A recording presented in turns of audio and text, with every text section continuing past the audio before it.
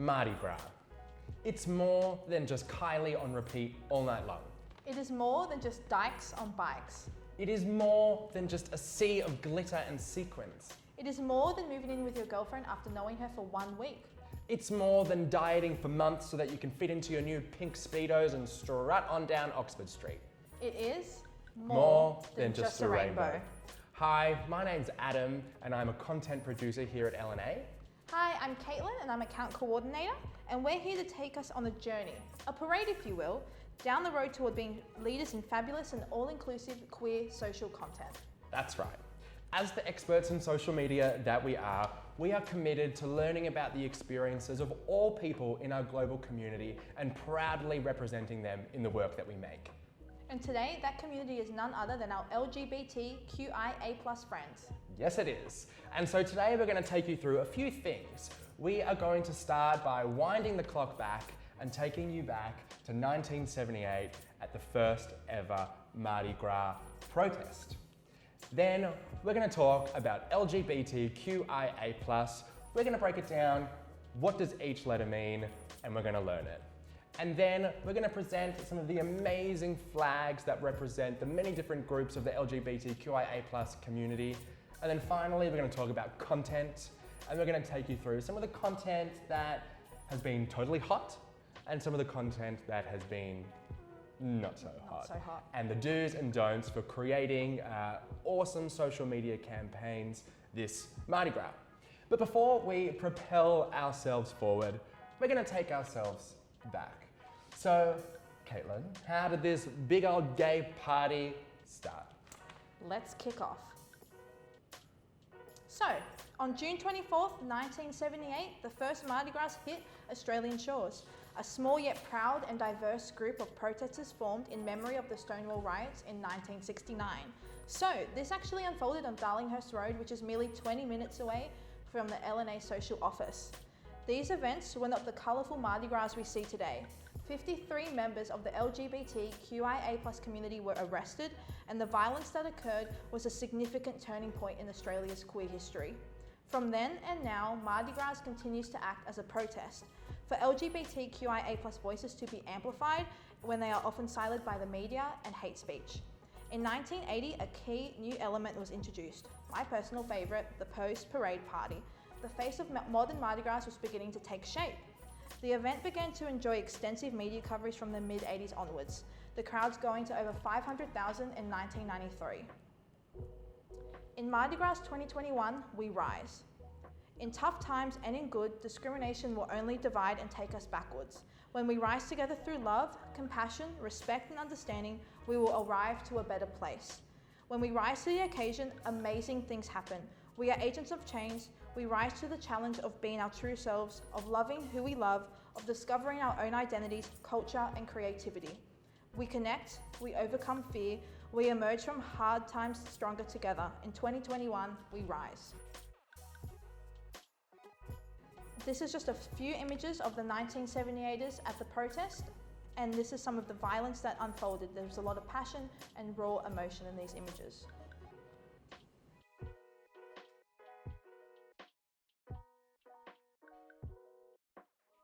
And here we just have a short video that encapsulates some of the violence that continued after the Mardi Gras period.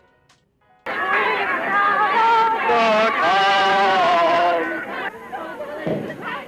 gays, women are black! Stop police attack! I'm gays, women are black! Stop police attack! I'm gays, women are black! Stop police attack! I'm gays, women are black! Stop police attack! I'm gays, women are black! Stop police attack! I'm gays, women are black! Stop police attack! I'm gays, women are black! Stop police attack! And here are a few quotes from the 1978ers who attended the first Mardi Gras here in Sydney.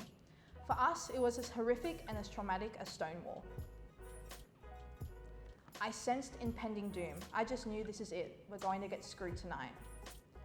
I saw attending the parade as being very proud of the fact that I was gay, and also publicly for the first time making a statement about it. So, the Sydney gay and lesbian Mardi Gras has become far more than just a celebration for gays and lesbians. It is a celebration for anyone who identifies as LGBTQIA+. It is a celebration for anyone with diverse gender expressions. And in fact, it's a celebration for anyone who does not conform to heteronormative culture. You know, if you've got a weird and wonderful kink, well, great, it is time to let that freak flag fly. But what does LGBTQIA+ even stand for? I know it can be intimidating, it feels like half the alphabet's in there, there's a new letter added every day, I get it. But what I would really encourage us to do is for all of us to learn it. LGBTQIA+. I know it can be easy to shorten it to just LGBT or LGBTQ, but I think it's really important that we include every letter in there and really include as many people in this story as possible. Because it is our responsibility as social media makers, when posting to the large audiences that we do, that we are using the most inclusive and up-to-date language that we possibly can. So, let's break it down letter by letter. L is for lesbian. A lesbian is a homosexual woman. G is for gay.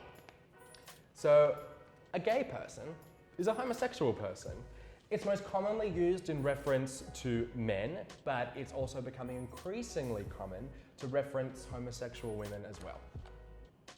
B is for bisexual. And a bisexual person is someone who has romantic or sexual attraction to more than one gender. T is for transgender or trans. So a transgender person is someone whose gender identity or gender expression differs from what they were assigned at birth. And now we're not going to go too deep today into gender politics or trans politics because that's a whole other presentation. But what we will note is that we no longer use the terminology tranny or transvestite or transsexual because that is bound up in a lot of derogatory history. So we don't use those terms anymore. Q is for queer or questioning. So someone who's queer is someone whose sexual orientation or gender expression is not strictly limited to heterosexual or cisgendered. It is commonly used by younger people these days who do not want to attach themselves to a particular label such as gay or lesbian or bisexual because they feel that that terminology is too strong, it's too limiting, it's too binary. And queer people often see themselves as part of a spectrum and understand that sexuality and gender expression is fluid. And questioning, as you can probably guess, is someone who is on their journey. They're thinking, maybe I might like a little bit of this, might like a little bit of that, not so sure, but we acknowledge that you are on your journey and we are here for you every step of the way. And I is for intersex. And an intersex person is someone born with biological or sex characteristics that aren't traditionally associated with male or female bodies. Intersexuality does not refer to sexual orientation or gender identity. And A is for asexual ally. So an asexual person is someone who experiences little to no sexual attraction. It does not have anything to do with romantic attraction. And an ally is someone who is part of the queer community, but who may indeed identify as a heterosexual. And plus. Plus, finally, is a denotation of everything on the gender and sexuality spectrum that letters and words can't yet to just describe. So it acknowledges that these letters that we have today are always changing, and they are open to change as new human experiences present themselves.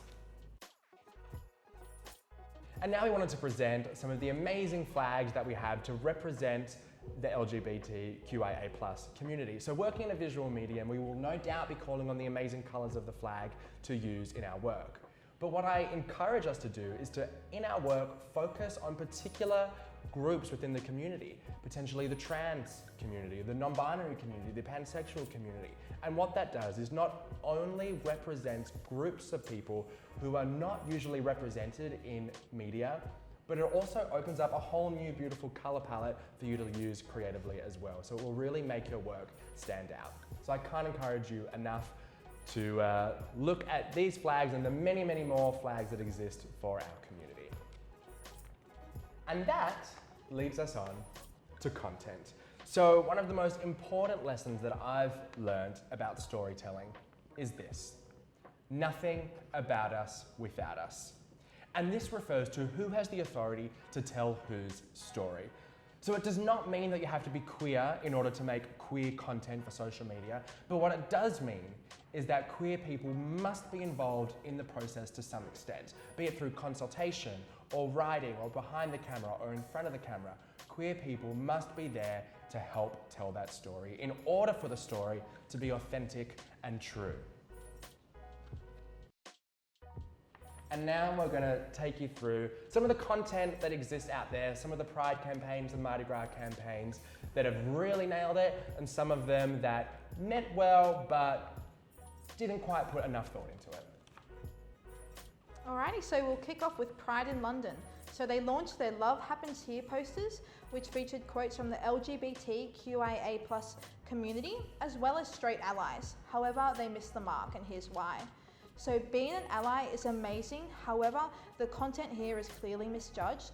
This marketing campaign raised a few eyebrows, with messaging too focused on the straight community, when Pride is a time to amplify queer voices. This content also commercialized gay people, with friendships being viewed as prized. As a Pride supporter for nearly 2 decades, Chipotle left their mark with their Love What Makes You Real campaign to commemorate Pride in 2019, with the slogan, "Our food is real and so are we." The brand has grabbed the rainbow we all know and love and slapped it on their food packaging, which is often thrown and chucked in the bin, which we don't love. And the messaging here is lost and doesn't place emphasis on the beautiful LGBTQIA+ community.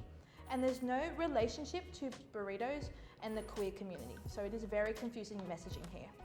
KLM Royal Dutch Airlines truly meant well when the image went live in honour of Amsterdam Pride festivities. The catchphrase being, "It doesn't matter who you click with." However, in this scenario it does. If we take a closer look here, we notice that the heterosexual couple are the only one who clicks. That doesn't sound right to us. What this teaches us is that we have to think critically when moving forward with LGBTQIA+ inclusive content. And so when you look at this campaign beyond the surface level, what we're seeing is that if this plane was experiencing turbulence, the straight people, they're fine, they're comfy. The gay people, they're being thrown about all over the place. So we really need to think about the messages that our campaign is sending out to people. Babe, you nailed it. These are some of the campaigns that we really love, that really represented our community proudly, and that did so in creative ways. Reebok 2020. So for their 2020 Pride campaign, Reebok spotlit a group of LGBTQIA+ activists and commissioned a set of letters from their community. It was titled Proud Notes, and the project highlighted stories of 5 different activists, all working in their own way to help queer and trans communities. An aspect of the campaign was that all of the activists read off letters written about them by members of the community, reflecting on their impact. Why do we love it? Well, we love it because it's real people, real stories. On top of that, it uses culturally diverse talent. On top of that, it's inclusive of trans people who are often left out of this story. And also it promotes activists. And activists are such an important group of people to spotlight on social media because they provide a wealth of resources. Those resources being information about their own personal experiences and what it's like to be them within their community. It also, activists also provide information about which organisations you can donate money to.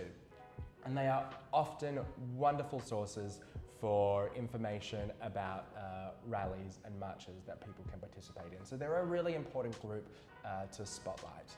And finally, this campaign is not product first. So while yes, there are Reebok sneakers in the photo, they're not the main character of the story. The people are.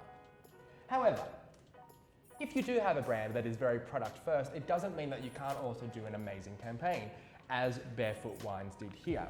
So Barefoot Wines used Pride labeled bottles, of which a percentage of the profits from these bottles went to a charity called Free Mum Hugs. And this is a charity set up to support LGBTQIA+ people who may have been abandoned or kicked out by their families because of their sexuality or gender expression. Why do we love it? We love it because this brand is putting their money where their mouth is. Whilst it is giving in to the rainbow trope, it does so with meaningful impact and support. With this, it is supporting a group of LGBTQIA+ people who really need it, people who have been abandoned and who don't have a close support network. And it's also supporting a smaller charity, which is really, really fantastic, and we encourage you to do the same.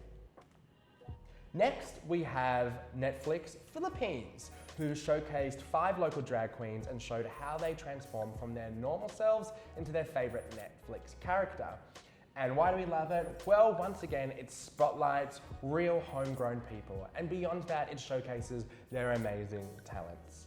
And unlike the burrito campaign that we saw earlier, what Netflix Philippines really does well is create a really strong creative link between the work of these artists and the work that Netflix itself does. Next, we have Equinox. So Equinox made a video that identifies one aspect of the LGBTQIA+ experience using each letter of the alphabet. And here you can watch it.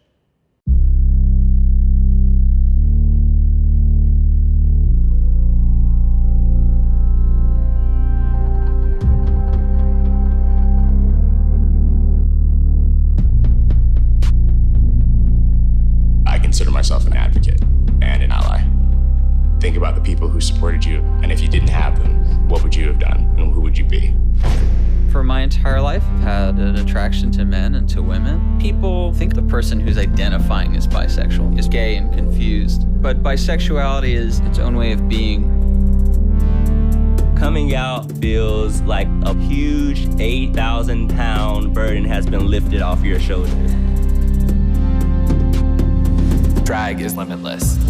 It allows us to challenge what society tells us we're supposed to be.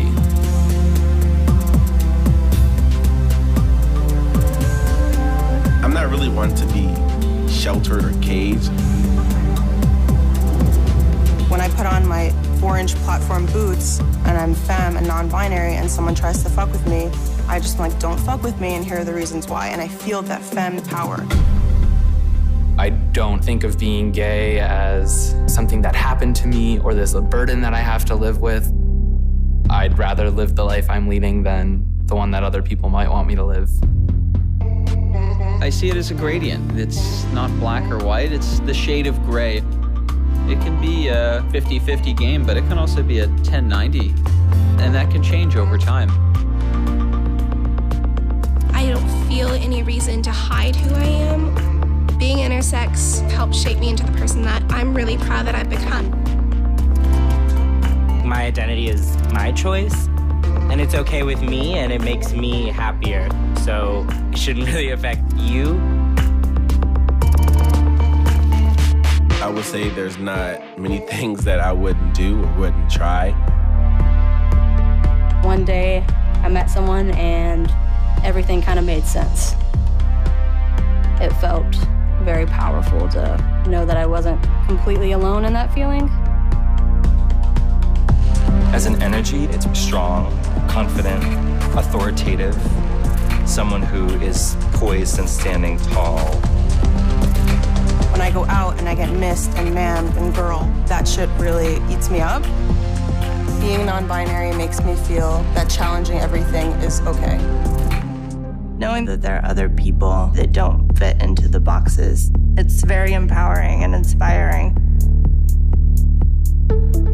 Being attracted to a person's aura, their vibe, being attracted to who they are.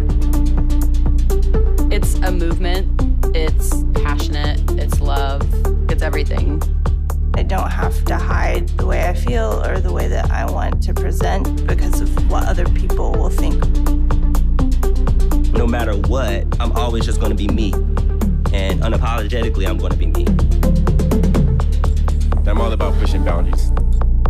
You're going somewhere few people are willing to go. I feel at peace with my body. I feel comfortable in my own skin. Things feel a lot calmer and make a lot more sense. I remember, as a kid, I would have feelings like, I think I like guys in a way that I'm not supposed to like guys. So there's this internal battle. When I'm on the floor, I'm completely different. You come out and just let go. We still live in a man's world. Spelling the word differently adds to that ownness of being able to do things on my own. No one does extravagant like we do. I love glitter and sparkles and feathers. I love all that stuff. You is your entire lived experience. You is something that is always becoming. Fuck gender. I don't have a gender. It goes against the typical him, her. It's not different, it's just your normal. There's such a variety of experiences. Go out there and be whoever you want to be. Without the community, I don't know where I would be. I have a huge number of people behind me, and we all look fucking fabulous.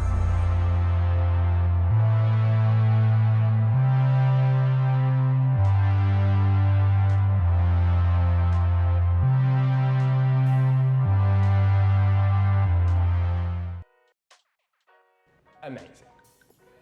Why do we love it? We love it because it is educational.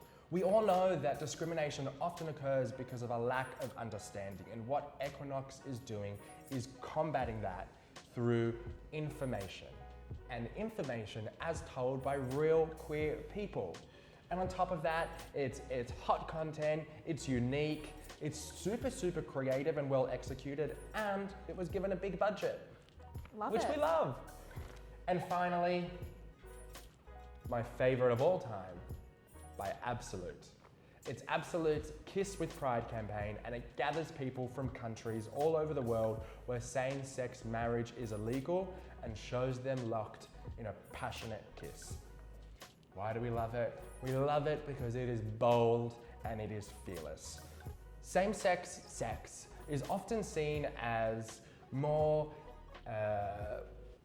explicit or vulgar than heterosexual sex, and is often censored in mainstream media. But what Absolute Vodka is doing is it is bringing to the forefront of the screens, which we really appreciate. And most importantly, it's political. We cannot forget that LGBTQIA+ rights is a universal human rights issue. It always has been, and in many parts of the world, it still is today. And Absolute Vodka is bravely acknowledging that. Also, it's diverse. And finally, it's just really hot content. Can't deny it. We can't deny it. It's hot. Alrighty, so here's just a handful of influences that we love. They're educational, they're fun, and it's definitely great resources moving forward for influencer campaigns and purely just for educational purposes. So I highly recommend that you follow these guys. And so here we've put together a set of questions that we must be asking ourselves before we start making our Mardi Gras content, or any queer content for that matter. So, how can we support the LGBTQIA+ community beyond a rainbow photo and a witty caption? And can we ask brands to put money where their mouth is and donate to a worthy cause? If putting money behind your campaign is not an option, which is completely understandable, we can then ask ourselves, can we make content that instead shares information and resources? Can we make content that shares real human stories? Does our content include, at any stage of the process, members of the LGBTQIA+ community? Does our content represent more than just gay men and gay women, but seeks to include other members of the community such as trans, intersex, or non-binary folk? And finally, are we making an effort to include people of colour in our work? But remember, Mardi Gras has always and continues to be a protest. It is a protest against authority, but it's also a protest against what the world says is normal. It started with a small group of fearless people, and so I implore all of us, when making Mardi Gras content, to do so with the same fearlessness. And finally, Mardi Gras is just 1 month of the year, but we exist in all other 11 months too. True brand allies are the brands that include us in their content all year round, in their Christmas campaigns, in their Valentine's content, in their day-to-day content. Why? For no other reason than the fact that we exist. And so, as the leaders in social media that we are, let's continue to educate ourselves on this topic and in all topics, and let's push the world out of their comfort zones. Are you with me? I'm with you. Thank you. Now go on and make some hot queer content for us. Woo!